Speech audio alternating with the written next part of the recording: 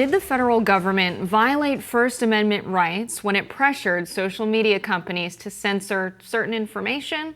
According to the Supreme Court, no. Earlier this year in May, the court dismissed the claims argued in Murphy v. Missouri that conservative speech is being censored. Fast forward to this week, Republican Senator Rand Paul released new legislation to counteract the court's decision. In concert with Republican House members Harriet Hageman and Dan Bishop, Paul has co-sponsored the bill that aims to prevent federal government workers and contractors from using their positions to direct online platforms to censor First Amendment protected speech. Here to elaborate on that subject and a few others is the co-sponsor of the new legislation, Kentucky Senator Rand Paul. Thank you so much for coming back to Rising, Senator. Thanks for having me. So many of us were disappointed, I think, by the court's decision to say that what had gone on with federal agencies, everyone from the CDC to the FBI to the Department of Homeland Security, communicating with social media companies and pressuring them to engage in censorship. But the Supreme Court said ultimately that did not, according to them, strictly violate the First Amendment because it was plausibly voluntary, that kind of thing. What is the congressional remedy that you're considering? You know, I'm not so sure the Supreme Court did say that. I think the Supreme Court decided this on standing, not on the merits. So I don't think there was an absolute statement by the Supreme Court that it's okay for the FBI and Homeland Security to meet with, harangue, and sort of use surrogates to censor speech. They ended up deciding this on standing and sent it back to the lower court. Now, they could have upheld the ruling, by the district judge and been more forceful with it, and that would have been a much better decision from my perspective. So we've done a couple things. For over a year, even before this court case came out, I've had legislation that forbids the FBI or any other part or department of government from meeting with to coerce anybody in the media, whether it's legacy media, internet media, whether it's social media, to meet with any of them to coerce taking down constitutionally protected speech. So that's one way of going about it. We also have a new bill we've introduced in the last week that gives the parties standing. So this is a complicated thing, but the Supreme Court often punts on difficult decisions. I don't know why they chose to take this case if they weren't going to rule on the merits, but standing is something that can also be legislated. So we have legislation that, if passed, would actually give the individual standing to bring this lawsuit. So it's not over, and we will continue with this fight. A lot of what we know, though, is because Elon Musk spent $44 billion on Twitter. In fact, I loved his comment when he says, I didn't spend $44 billion on Twitter. I spent $44 billion to protect free speech, and thank goodness he did.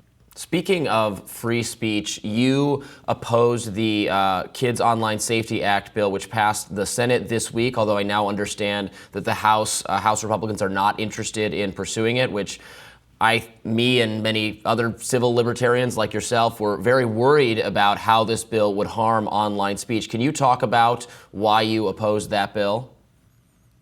Beware of any kind of bill that has a benign sounding name that sounds like, how could you be against motherhood, American Pie, and children's online safety?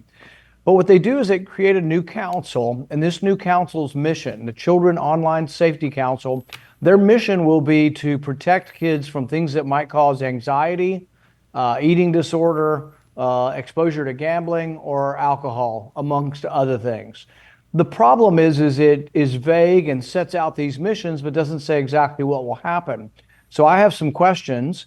What if you're a 15-year-old girl and you're pregnant, and you're probably anxious for that reason alone, but now you go online and you see a pregnancy center that says they'll give you a free delivery, they'll help you with adoption, or if you want to take care of the child, they'll tell that, but that makes you anxious.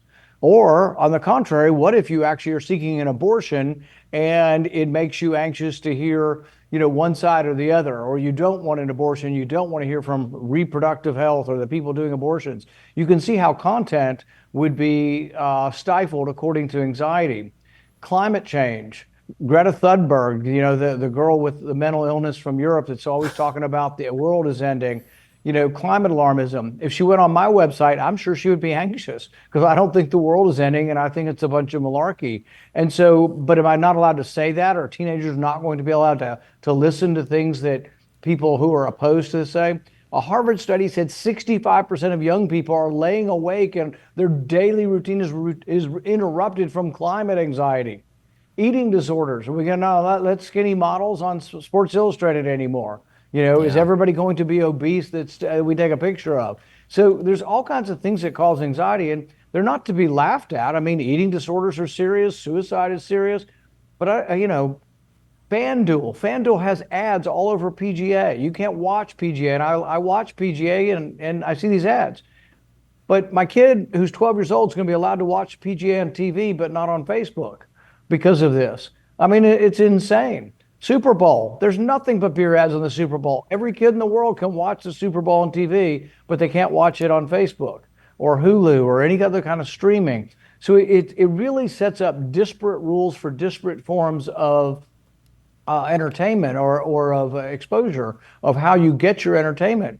But kids tend to get it online. It also changed the standard. The standard used to be you need to get kids to sign up and say how old they are, and that you have to have a reason for doing that. Now they change it from you should have known. So it's not that you knew the kid was 12 when you let him see gambling ads. You should have known he was 12. It's incumbent upon you to know, and you should have known. It's a virtually impossible standard. But you can also see how, let's say I have a website and I'm worried that they're going to find me because a 12-year-old saw something on climate alarmism, or someone who doesn't believe in climate alarmism. Well, maybe I just don't want to put that content up for adults either, because it's too hard to figure out the difference between adults and kids. It's going to cost me a bunch of money, and they've empowered state attorney generals to sue me. Yeah. So maybe I don't put it up at all. So you can see how this stifles not only speech for children, but it may well stifle speech for adults as well. Now, Senator Paul, when I use social media, I oftentimes am posting content that is political in nature. A lot of users, myself included, have experienced this community guidelines violation at Instagram or TikTok, and there's no real explanation as to how the rules and the community guidelines have been violated, and oftentimes they'll never get an explanation because it's simply used to quiet content or get rid of content that is against the political opinions of the board of directors, the trustees, or whoever's running the app. This is concerning in a direction of this is all we have in terms of a public square is social media in many ways these days. But at the same time, these are private companies. So is there an argument here perhaps that it's a form of consumer protection, that I agree to the rules, I agree to the community guidelines, but if I didn't violate them, my content should be able to be viewed by other users? Is there an angle to this that it can be framed as consumer protection to protect free speech on social media websites? The First Amendment doesn't apply to private companies in any way. The First Amendment only applies to the government. So we can be mad. I'm mad. I'm mad at YouTube for taking down a speech where I said cloth masks don't work, and so I quit using them. I'm on Rumble, and I don't use YouTube. And I didn't destroy YouTube in one fell swoop, but other people don't like it. Google is now suppressing, and they have some bizarre, convoluted reason for suppressing the Trump assassination and the iconic photo of him rising up defiant. And don't like Google, use a different search engine. Realize that if you use Google as your search engine and you want to know the truth about whether a 15-year-old healthy kid has a higher chance or risk from the vaccine than they have from the disease of COVID, you won't find any articles in the first million articles because everything is government propaganda. That's all they'll put up there. They just decided that anybody's opinion other than the CDC was not going to get on the search engine. And so this is a real problem. But the marketplace takes care of this. You're right, it affects consumers, but the consumer protects the consumers. We're not idiots, and we have many choices. Your show is a choice. It gives alternative, more libertarian viewpoint, I think. But there are plenty of choices. We just need to not feel like the government has to take care of us, whether it's our kids or our viewpoint. Go look for it somewhere else. There's actually more venues for opinion now than there's ever been. When I was a kid, there were 3 networks. They were all liberal, and that was it. There was no cable news. There was no internet news. There was no really even talk radio at that point. So I think we have a lot of venues, and we should complain. We should boycott. We should move along. And the one thing we should do through government is prevent government from participating in that censorship. One more question for you, Senator, before we let you go on an entirely different subject. You were able to question the acting director of the Secret Service this week. You know, so many people, us included, people who watch our show, are so frustrated by the answers we've gotten from top law enforcement, or lack thereof, of answers about what went wrong during the attempted assassination of Donald Trump, a figure who was known to law enforcement, who interacted with and was seen by law enforcement, able to take a shot and wound the president, the former president of the United States. What do you make of the investigation so far? I was encouraged by his admission that grave mistakes were made, that not guarding the rooftop was indefensible. I was encouraged by that. I was encouraged by the fact that he said there will be disciplinary hearings. But later in the hearing, I was a little discouraged to see him pointing fingers at local police, saying they were supposed to guard that building. The local police have been interviewed. We've interviewed. My staff has met with them personally, and they say they weren't told to guard that rooftop. They were specifically told what windows to stand in and what building to be in, and they warned the Secret Service that rooftop needed to be guarded, and the Secret Service said they would take care of it. But the bottom line, even if it's a he said, she said on who should have been on the roof, when the roof was empty, the person in charge is the Secret Service. So if you're the Secret Service agent in charge and you're walking the grounds and you look up and say, oh my goodness, that building's just right over there in direct line of sight of the president, we can't have that. Someone needs to get up on the roof. That's the job of whoever's in charge. And if you didn't make that decision, you can't be in charge anymore. And so I don't have any animus towards the person. I don't know who they are, but whoever made that decision, whoever was in charge, can't do this again.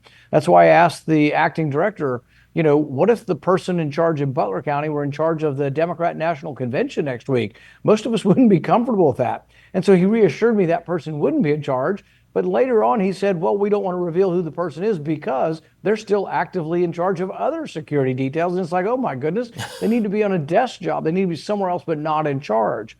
It was inexcusable that they saw a suspect for 90 minutes and they allowed the program to go on.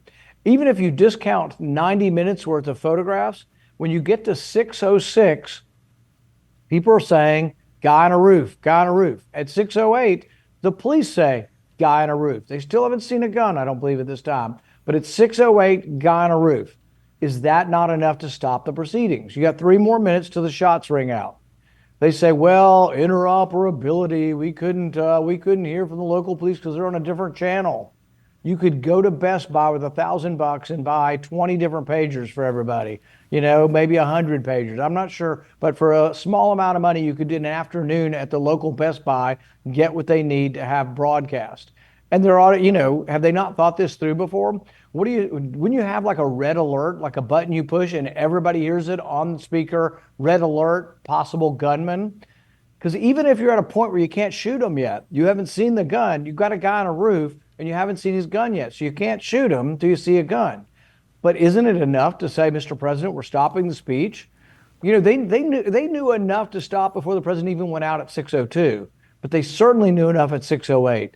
But these are the decisions that the command leader makes. And if the command leader didn't make the decisions, like I say, it doesn't make them a bad person. Doesn't mean they should be punished criminally. It means they should never be in this position of authority again. That's the least that we can do.